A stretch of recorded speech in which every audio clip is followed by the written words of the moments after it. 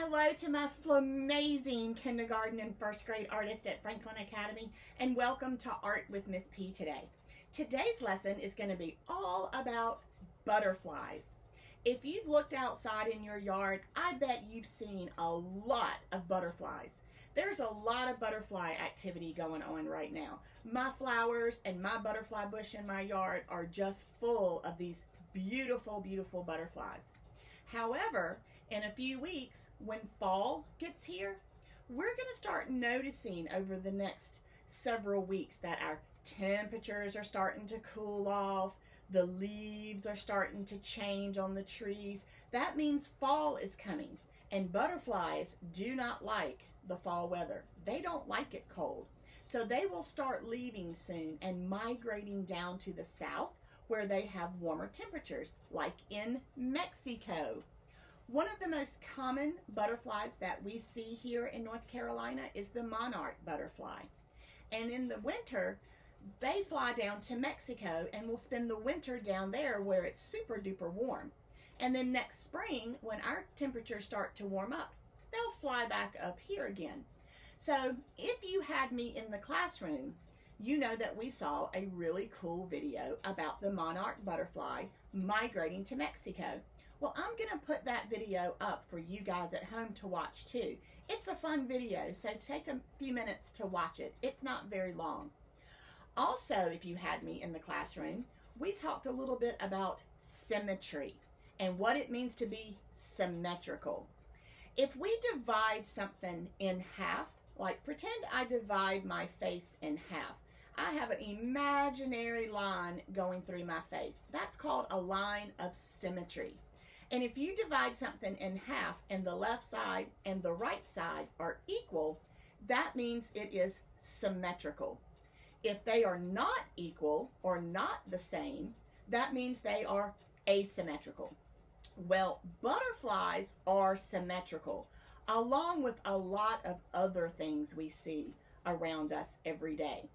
So that means if a butterfly is symmetrical, the left wing and the right wing are the exact same thing. They are the same shape, the same size, the same colors, and the same patterns.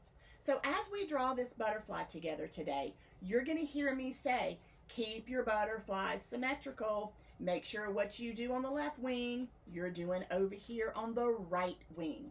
So with this lesson, in addition to learning about lines and patterns, we learned a lot about symmetry and symmetrical.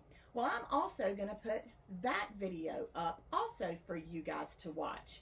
It's an interesting video about all the things in our environments that are actually symmetrical. Probably some things you didn't even think about. So let's go ahead and get started on this project. Here's what you're going to need. You're going to need a white piece of paper. So get one like this. Kindergarten, we're going to draw a very simple butterfly for you.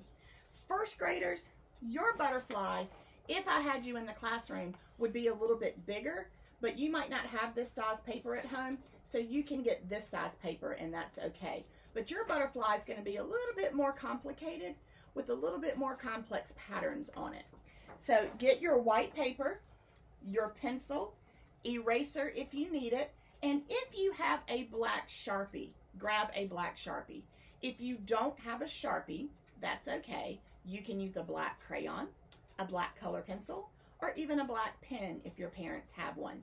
So grab these things and meet me over in my studio and we will get started on this amazing butterfly drawing. Hello friends, and welcome to Art with Miss P. So today's lesson is going to be a butterfly. Your challenge on this lesson is to make sure that we draw big and that our butterfly takes up most of the paper, and that most importantly it is symmetrical. Symmetrical meaning that what's on the left side is also on the right side, and that the left and the right wings of your butterfly are equal. So here's an example I did with the kids in the classroom this week. It's on bigger paper, so if you're in the classroom with me, you would get bigger paper. I understand that you probably don't have this size at home, so you can just use this size paper. We'll just draw big on this. All right, so let's get our pencil and let's get ready to draw our butterfly. All right, right in the middle of your paper, right here where my finger is, make sure you're in the middle, friends. I want you to draw a long, skinny oval. So when I say long and skinny, I mean long and skinny like that right there. So a long, skinny oval. That is going to be your butterfly body. You can come up and put a little circle right here for the head.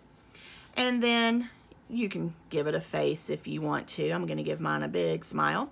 And then 2 antennas. I'm going to let you kind of decide what kind of antenna you want. I'm going to have 2 circles on the top of mine, but you can certainly do antennas like this if you wanted to. You could do antennas like that if you wanted to. You could even do antennas and put a square on top of them. Your choice, but just put 2 antennas on the top of your butterfly head. All right, the next challenge is, friends, is to make sure that your butterfly wings are symmetrical. So you have to draw a butterfly wing over here and one over here that are the exact same shape and size. There are so many different ones you can do. I am going to flip over and show you some different butterfly wing ideas. So here's my body of this butterfly with my little antennas right there. You can draw a butterfly wing like this, where you've got 2 diagonal lines that come out, and then you can connect them with a curvy line like this. You just want to make sure that they match. You could also do one like this, where you draw a big 3 and then do the same thing right here. You could do one like this, where you draw one there and then one underneath, and do the same thing over here and draw one underneath. Or you can design your own butterfly wing and do whatever shape you want it to be. Here's an idea that I saw a student do. This student decided to do his top butterfly wing shaped like a triangle, and then come down underneath here with 2 round wings. And that is perfectly fine too. So choose one of these ideas or create your own idea. But let's get your butterfly wings on. I'm going to do my example like this right here. So I'm going to do the same thing right over here. And then I'm going to come down right here and draw my bottom wing. So I've got my butterfly wings. I need to check and make sure that my left wing and my right wing are the same and that they are symmetrical, and we are good to move to the next step. All right, the next step is to come up with your patterns. Now, you want some different patterns, but you don't want to get too complicated on your patterns.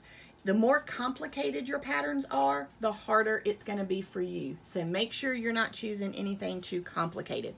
All right, for my butterfly's body, on this example, I just did stripes with an AB pattern.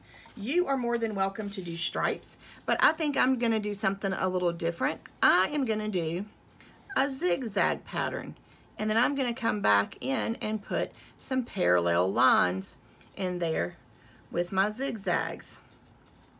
So now I've got some different shapes in there, and I will come back in and color those like 2, maybe 3 different colors to give it some variety. I'm going to put a spiral right here. So I'm going to do a spiral over here. And let's put a circle with circles inside it. Do a concentric circle right here.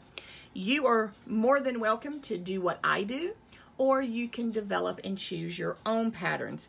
It is up to you, friends. So if you need to stop the video right now to go work on your patterns, this would be a good time for you to stop the video and go work on your patterns. So let's get our patterns done.